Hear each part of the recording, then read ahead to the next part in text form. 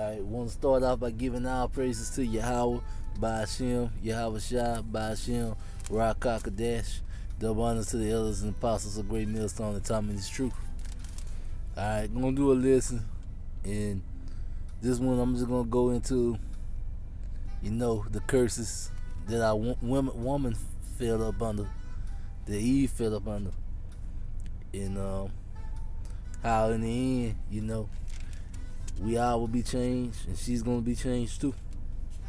Alright, this is Deuteronomy 28 chapter, the 56th verse. The tender and delicate woman can among you, which will not adventure to set the sole of her feet upon the ground for delicateness and tenderness. Her eyes should be evil toward her husband of her bosom, and toward her son, and toward her daughter. Alright, that was the curse that our women was given. Alright, now I'm gonna skip over to Isaiah 3rd chapter, and I'm gonna start at the 16th verse. Moreover, the Lord said, because the daughters of Zion are haughty, and walk with stretched forth necks, and wanting eyes, walking and mincing as they go, making a tinkling with their feet. Alright. Therefore the Lord will smite them with a scab in the crown of their head of the daughters of Zion, and the Lord will discover their secret places. Alright. So pretty much that was the Lord saying that one of the curses that the women were going to be on is that their hair wouldn't grow like it was supposed to. Alright. Cause they was proud, boasting, or whatever. And that was one of the punishments that the women was going to file on. Alright? It says in the secret places, so it's talking about that woman area being smelly. Alright? That was another curse. Alright? And all these curses are going to be lifted one day. When everything returns to righteousness and the woman gets back in order up under her man and let go of Esau's ways. Alright? 18th verse. In that day, the Lord will take away the bravery of their twinkling ornaments about their feet, in their cows, in their round tires like the moon. Alright, so pretty much this was saying that a lot of our women, part of the curses, they was going to lose their shape. Alright, like us men say, they Coke bottle shape. The Lord said he was going to take that away. That was part of the curse. Alright. So, alright, the chains and the bracelets and the mufflers, alright, the bonnets and the ornaments of the legs and the headbands and the tablets and the earrings, alright, the rings and the nose jewelry, alright, these changeable suits of apparel and the mantles and the wimps and the crisping pins. So pretty much all the fancy clothing and jewelry and stuff like that, the Lord said he was going to take that away. Alright.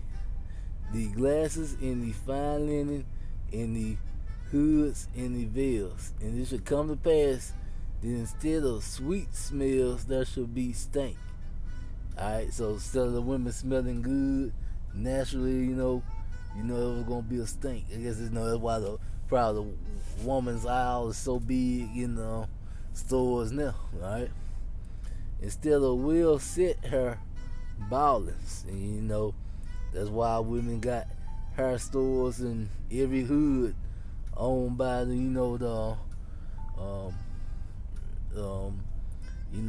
Chinese, right? Asians, right? Instead of a stomach, a girdle of sackcloth, and burning instead of brooding. Alright? And then it say also, a man shall fall by the sword and die mighty man in the war. Alright? So pretty much saying, that they were gonna lose their husbands. Alright? All these were a curse. Alright? And in her gate she shall lament and mourn, and shall being desolate should sit upon the ground. Alright?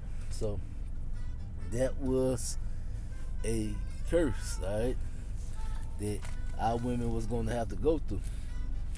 All right, and the Lord say, eventually He was going to set the women back in order. All right. So let's see if I find it. All right, this is Micah chapter 7, verse 10. Then she that is my enemy shall see it, and shame shall cover her, which said unto me, where is the Lord thy power? My eyes shall behold her, and now she shall be trodden down as the mire of the street. Alright? And when that's happening, that's going to be that correction happening. Women going back to being women. Alright? And when they see the glory of the Lord. Alright? And that is part of what's going to take place on this earth. Alright? So everything's going to get back in order. And then you get Isaiah 4, which we always brings out. And in that day, 7 women should take hold of one man, saying, we will eat our own bread and wear our own apparel. Only let us be called by thy name to take away our reproach. Alright, and what this saying, just for safety, because the women are gonna want to survive everything that's about to happen.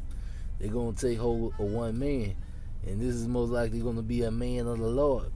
Alright, because at that time, only a man of the Lord is gonna be a safe place to be. Alright. In that day shall the branch of the Lord be beautiful and glorious, and the fruit of the earth shall be excellent and comely for them that are escaped to Israel.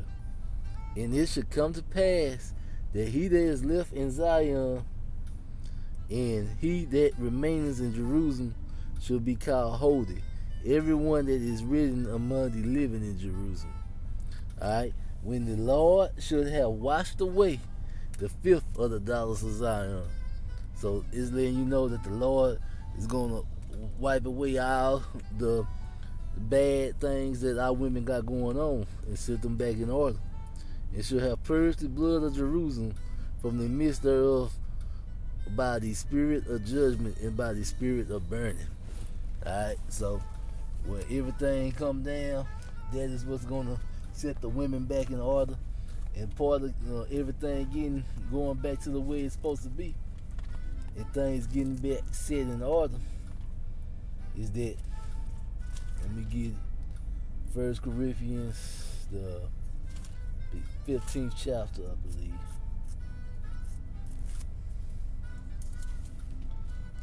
Alright, 1 Corinthians, the 15th chapter. Alright, I'm going to start at the 51st verse. Alright, behold, I show you a mystery. We should not all sleep, but we should all be changed. Alright, so this is the Lord letting us know that we all was going to be changed. Alright, so you know what? Let me go start one verse high. Now this I say, brethren, flesh and blood cannot inherit the kingdom of Yahweh, neither does corruption inherit incorruption. Alright, behold, I show thee.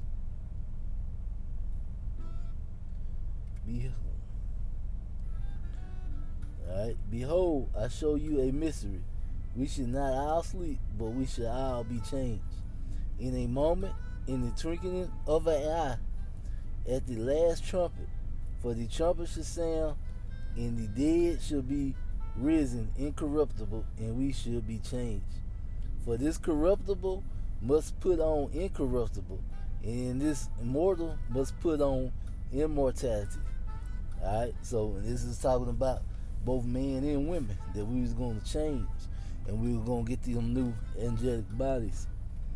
Alright, so when this corruption should have put on incorruption, and the immortal should have put on immortality, Then should we be brought to pass the saying that is written, death is swallowed up in victory. Alright, so it's pretty much saying, Israel would be immortal. Alright, death would be swallowed up in victory. Alright, and we was gonna get new bodies. Alright, and that is something to look forward for. And the Lord is gonna take away all these curses that are on our people. Alright.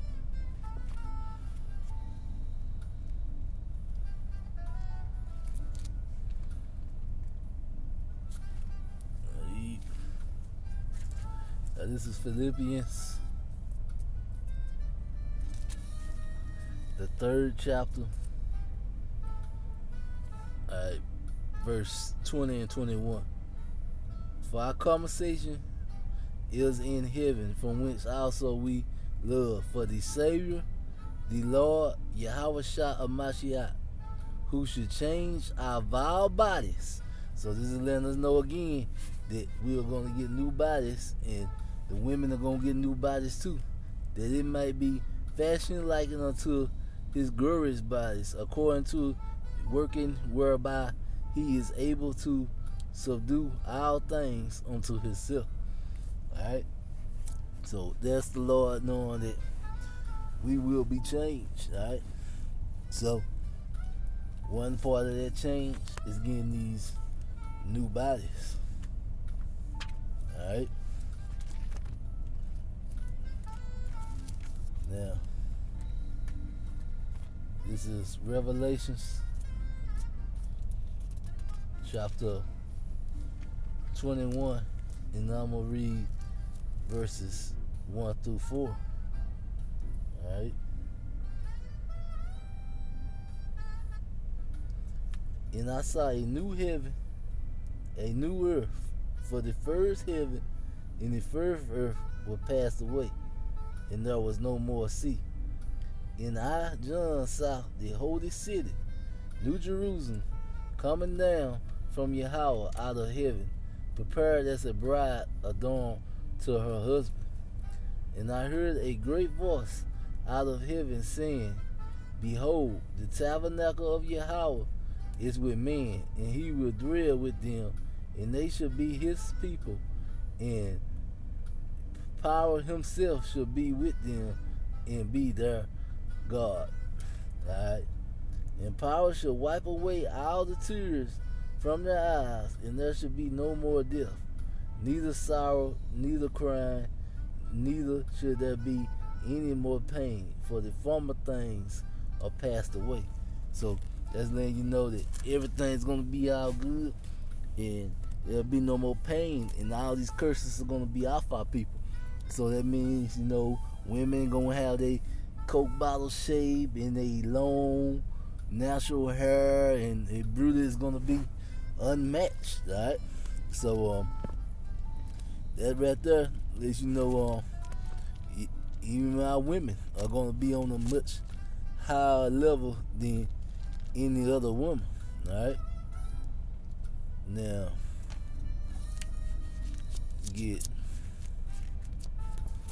that's also where you get